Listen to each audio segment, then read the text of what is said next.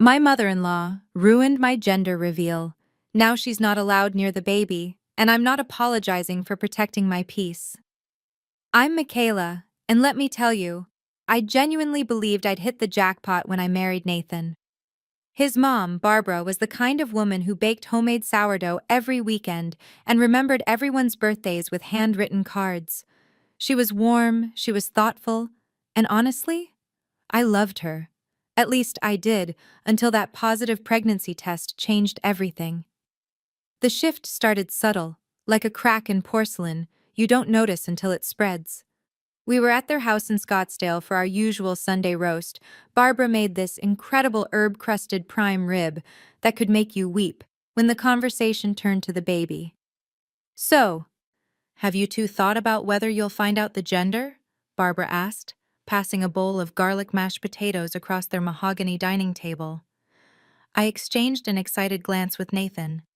Actually, we're planning a gender reveal party. Nothing too crazy, just something intimate with family and our closest friends. Barbara's fork froze halfway to her mouth, suspended in midair like time had stopped. A gender reveal party? Isn't that a bit attention-seeking? Nathan cleared his throat, his hand finding mine under the table. Mom, it's really important to Michaela. She lost both her parents in that car accident last year, and this is helping her build new family traditions. I'm just saying, Barbara continued, her voice carrying that particular tone mothers use when they're trying to sound reasonable while being anything but. In my generation, we were simply grateful for a healthy baby. No fireworks or social media spectacles required. The word spectacles landed like a slap. I forced my smile to stay in place, even though my cheeks were starting to ache. It's not about spectacles, Barbara.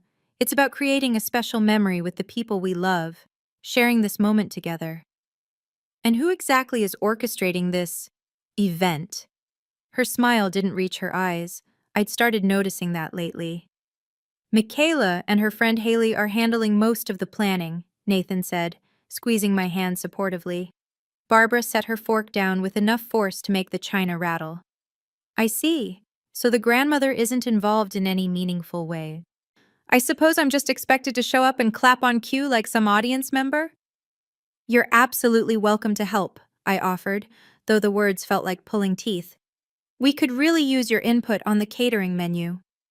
How incredibly generous of you, Barbara replied, her voice dripping with sarcasm. William, did you hear that? I've been granted permission to select the napkin colors. William, Nathan's father, looked up from his plate with the weary expression of a man who'd navigated these waters for 35 years.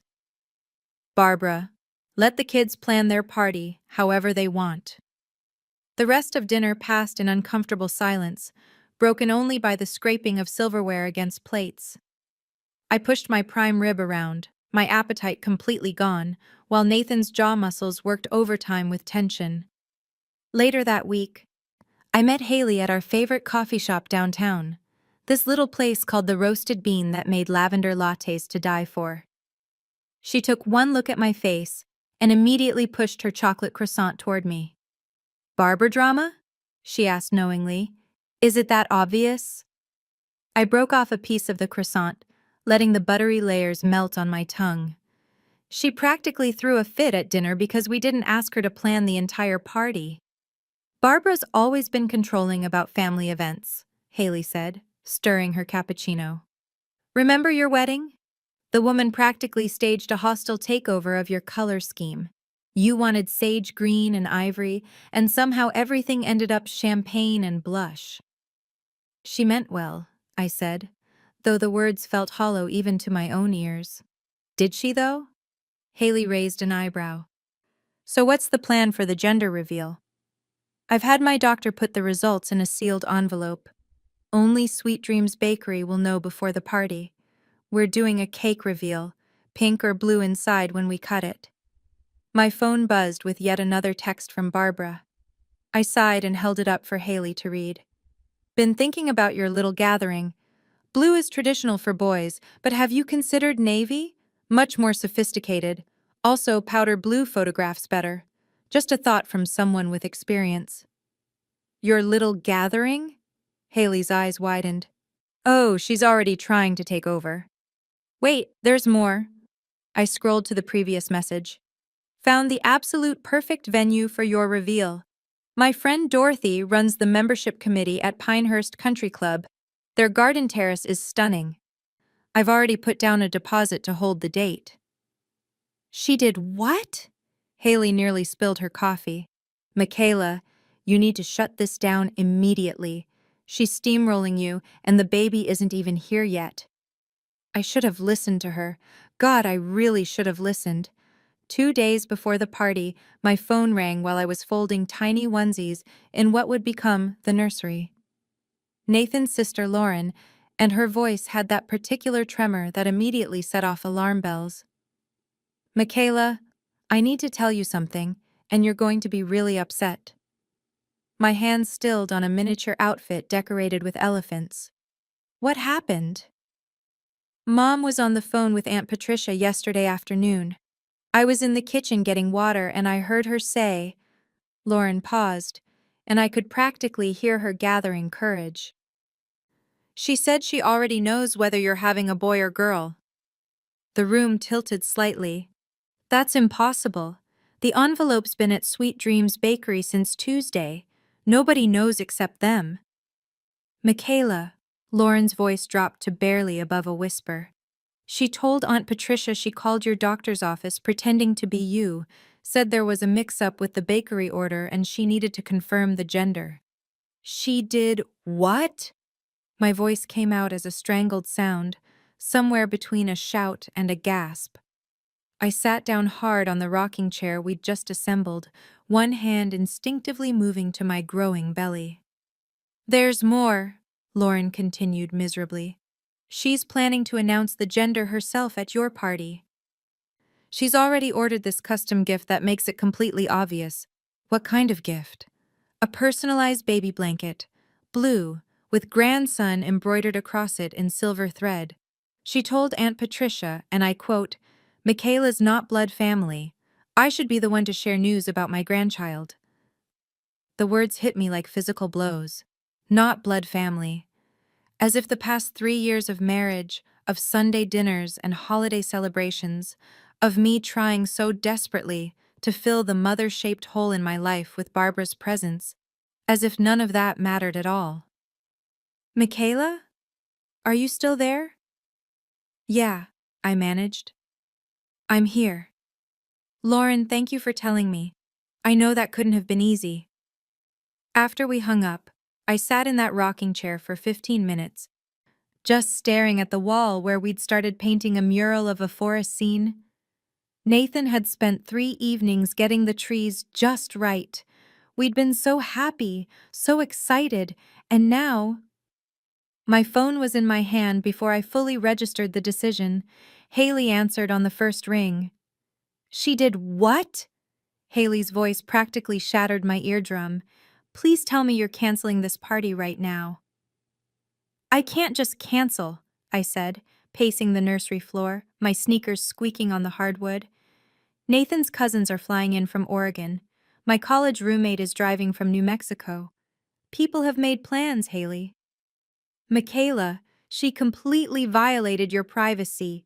She impersonated you to a medical office. That's probably illegal. I know. I pressed my free hand to my forehead, feeling a tension headache building behind my eyes. Have you told Nathan yet? He's in depositions all afternoon, some huge corporate merger case. I left him an urgent message to call me the second he's done. This is beyond inappropriate, Haley stated firmly. This is your pregnancy, your moment, your body that's been hosting morning sickness and swollen ankles and heartburn. She has no right. I know, my voice cracked. What do I do? You confront her, Haley said without hesitation. Right now, today, before that party happens. Which is how I found myself 30 minutes later, standing on Barbara's pristine front porch in their gated community, my finger hovering over their doorbell. The late afternoon sun cast long shadows across the manicured lawn, and I could smell jasmine from Barbara's prize-winning garden. She answered wearing one of her signature floral aprons, a dusting of flour in her silver hair. "Michaela, what a lovely surprise! I'm just baking snickerdoodles for the party. I know they're Nathan's favorite. We need to talk." I stepped inside without waiting for an invitation, my heart hammering so hard I could feel it in my throat. Barbara's smile faltered. "Is something wrong? The baby?" "The baby's fine. This is about you calling my doctor's office and pretending to be me." The transformation was instantaneous, surprise flickering across her face before being replaced by defensive indignation. "Who told you that? Was it Lauren? That girl never could keep her mouth shut." "Does it matter who told me?" I cut her off, my voice steadier than I felt. "Is it true?" Barbara wiped her hands on her apron in sharp, agitated movements. "I was trying to help. These gender reveal parties can go horribly wrong if the bakery makes a mistake with the colors. I was just being proactive." "That wasn't your call to make." The words burst out of me, louder than I'd intended. "You violated my privacy. You stole a moment that was meant for Nathan and me to share together." "You're being incredibly dramatic," Barbara scoffed. "I'm the grandmother. I have every right." "You're not the mother." The shout echoed through their marble-floored foyer. "I'm the one who's been pregnant for 6 months. I'm the one dealing with the nausea and the exhaustion and the anxiety. This is my body, my baby, my experience." "I raised 3 children." Barbara's voice turned ice cold. "I think I know considerably more about motherhood than you do, dear." The deer landed like a poisoned dart, and suddenly I was blinking back tears. My own mother should have been here for this. She should have been the one helping me pick out nursery colors and giving me advice about labor and holding my hand through the scary parts. But she was gone, killed by a drunk driver on a random Tuesday, and I'd been trying so hard to let Barbara fill even a fraction of that void. "And what would your mother think of this behavior?" Barbara pressed, her voice softening in that particularly cruel way that people do when they're about to twist the knife. "Would she approve of how you're treating your child's grandmother?" "Don't." My voice came out low and dangerous. "Don't you dare bring my mother into this." "Your mother was a reasonable woman," Barbara continued, apparently unable to hear the warning in my tone. "We had such lovely conversations at your wedding. She would be horrified by how you're behaving right now." "My mother," I said, my voice shaking with fury, "would never have violated someone's trust the way you just did. She would never have impersonated someone to steal private medical information. She taught me about boundaries and respect, concepts you apparently know nothing about." Barbara's face flushed red. "How dare you speak to me that way in my own home? Lauren also told me about your plan to announce the gender yourself at the party, about the personalized blue blanket with grandson embroidered on it." For just a moment, Barbara looked genuinely caught, like a kid with their hand in the cookie jar. Then her eyes narrowed dangerously. "Lauren should learn to mind her own business." "This is my business!" I was shouting now, all pretense of calm completely shattered. "My pregnancy, my child, my life. You had no right."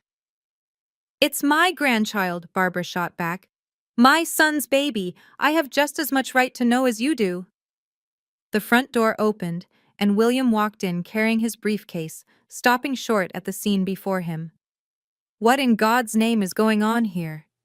"Your wife," I said, my voice trembling but determined, "called my doctor's office, pretended to be me, and found out the gender of our baby before Nathan and I could.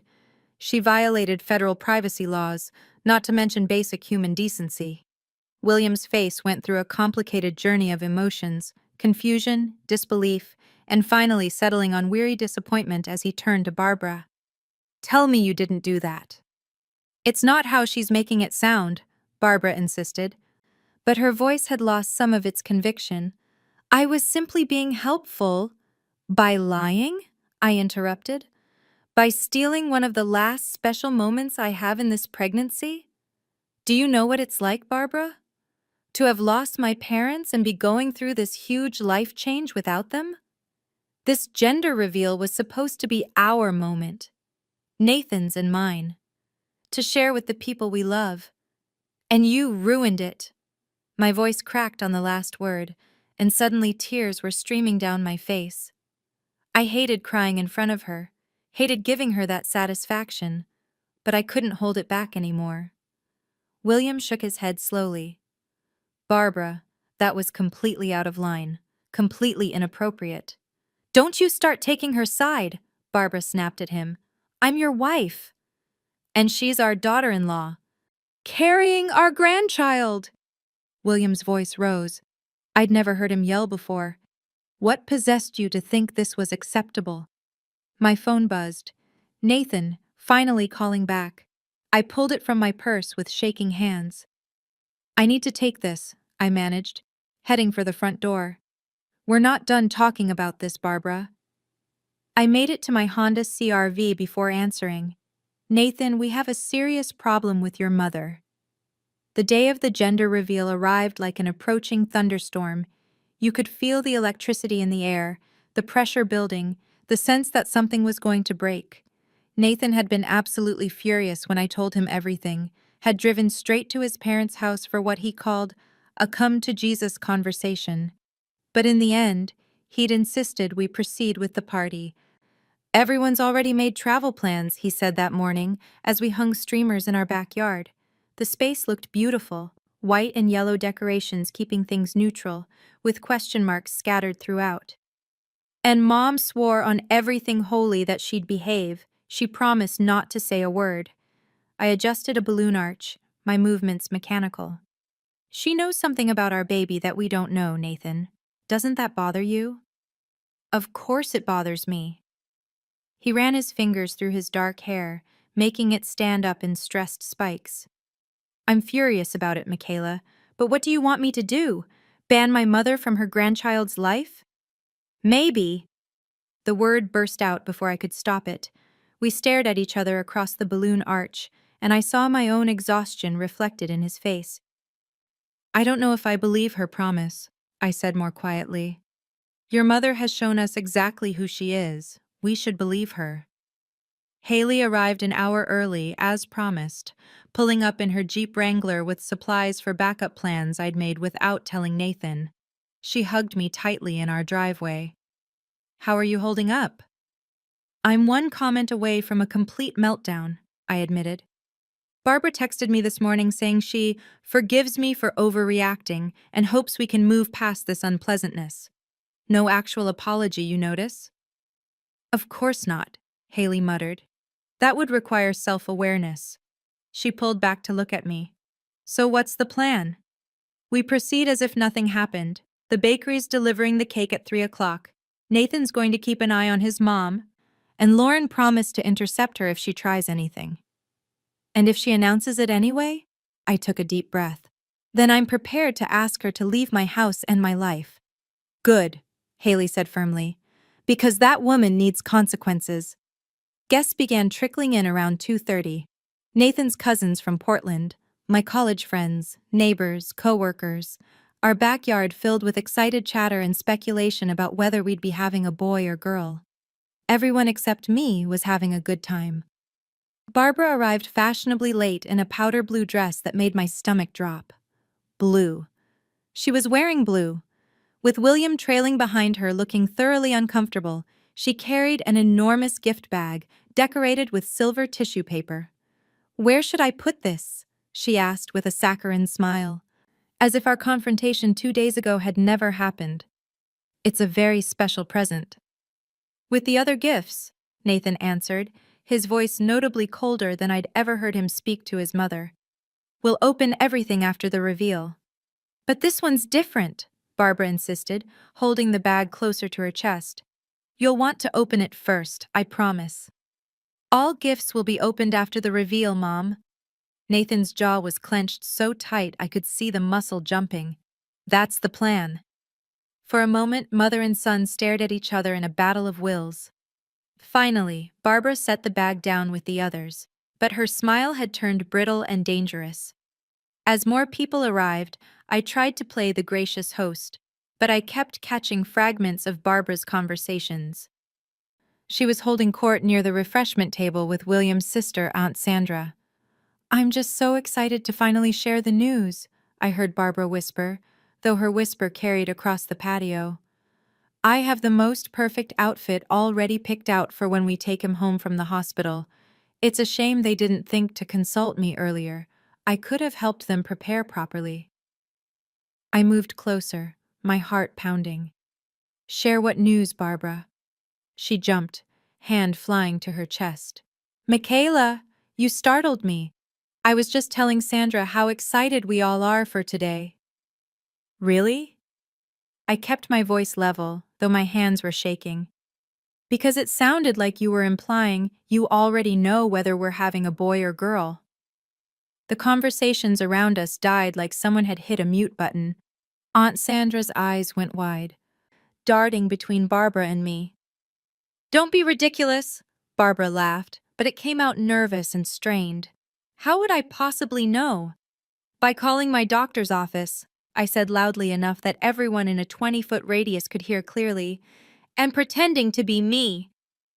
The backyard fell completely silent.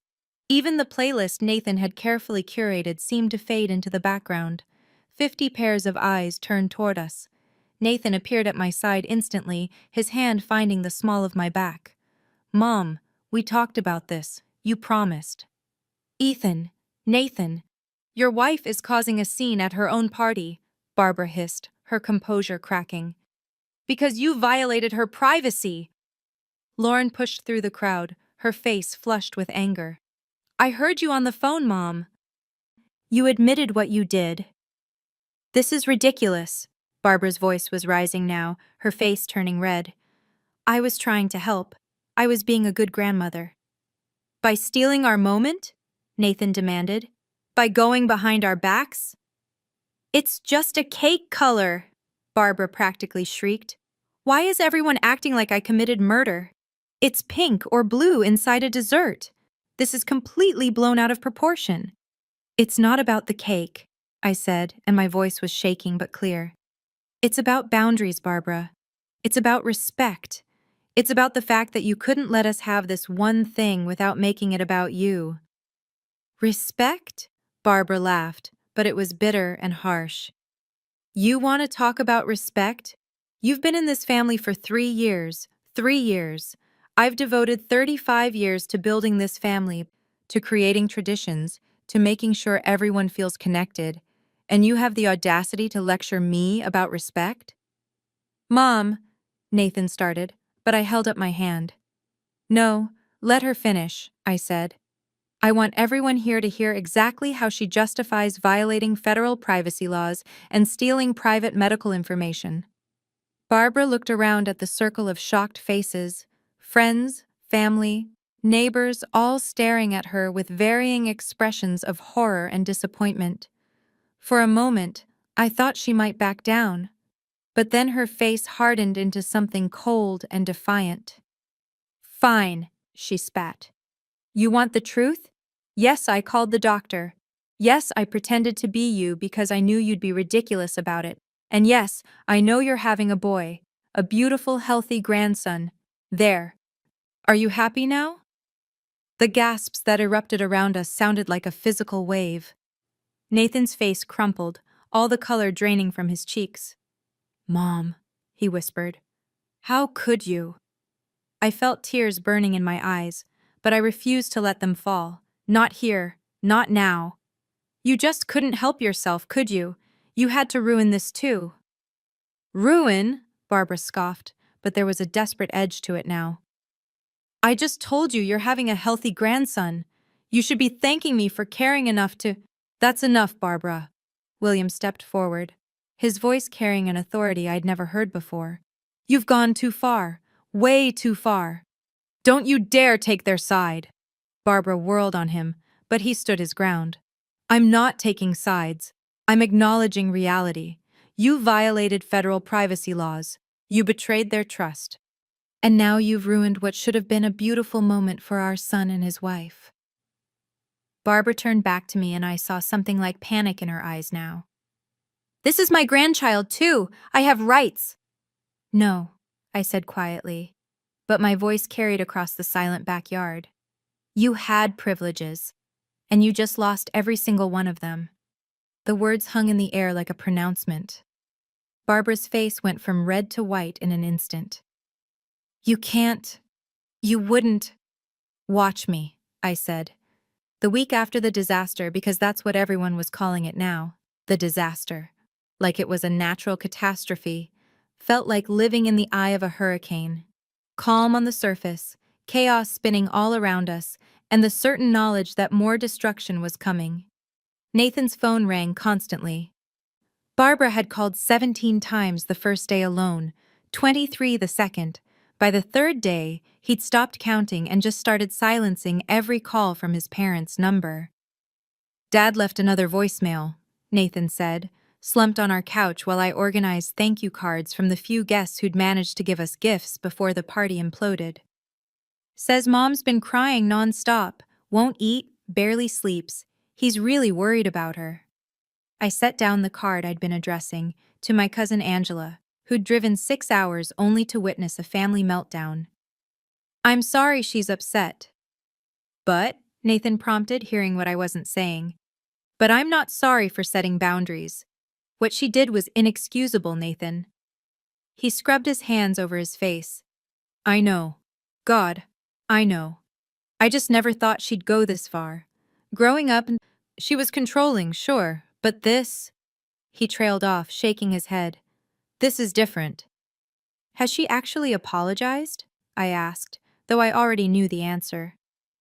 Not made excuses, not blamed everyone else for overreacting, but genuinely apologized? Nathan's silence was answer enough. Haley brought over Chinese takeout that evening. Lo mein, kung pao chicken, and enough egg rolls to feed a small army. She spread the containers across our coffee table like a buffet of emotional support. Okay, so what's the plan moving forward? She asked, bypassing small talk entirely. The whole town's talking about Barbara's meltdown at the gender reveal. I've had 3 people ask me about it at yoga class alone. Nathan and I exchanged glances.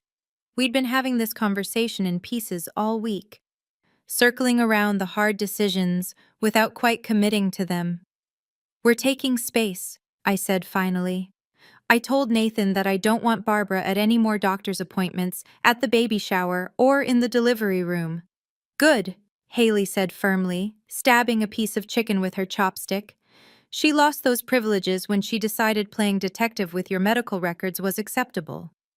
And after the baby's born? Haley asked more carefully, her eyes moving between us. The question sat heavy in the air. Nathan reached for my hand. We haven't decided, he admitted.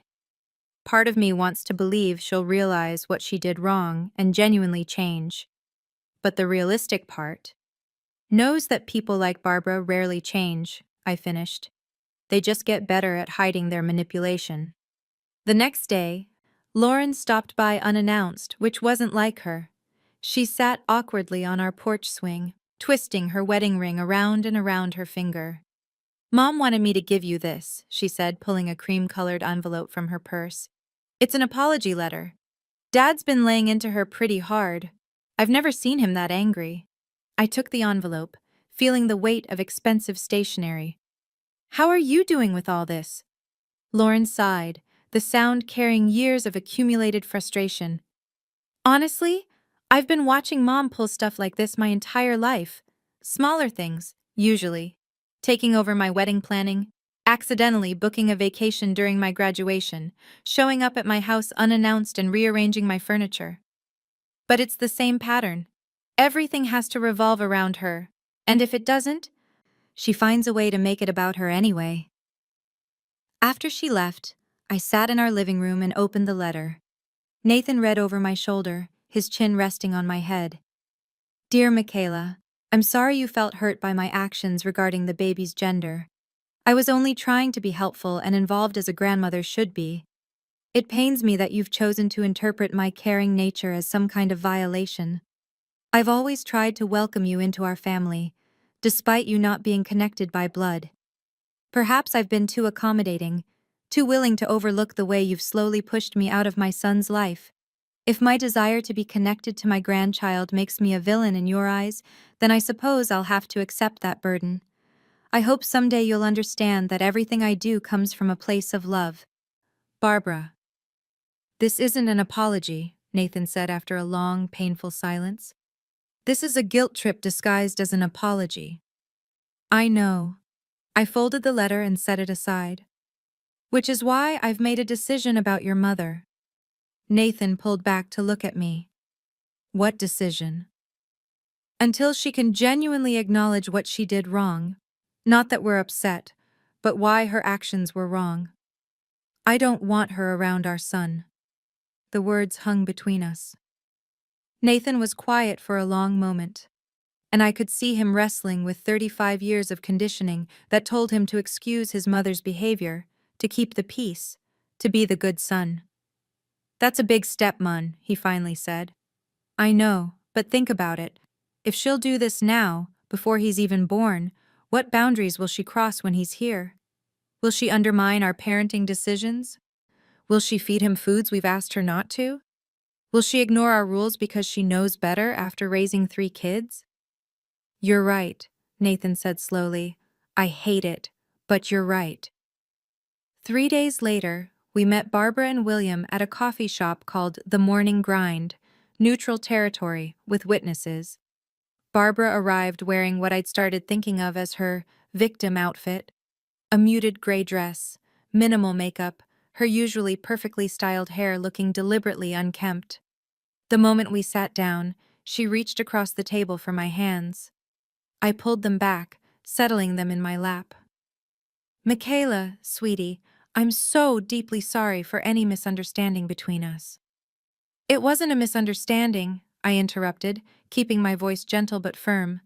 You deliberately impersonated me to access private medical information. That's not a communication error, Barbara. That's a choice you made. I've apologized for that, Barbara insisted, her voice taking on a pleading quality. Multiple times. What more do you want from me? Real accountability, Nathan said. He'd been quiet since we sat down, but now he leaned forward, his hands clasped on the table. Mom, you violated our trust in a fundamental way. You need to understand why that was wrong, not just that we're upset about it. And now you're punishing me by keeping my grandchild from me? Barbara's voice rose slightly, drawing looks from other customers. That's what this is really about, isn't it? You're using my grandson as a weapon against me. We're protecting our child and our boundaries, I corrected.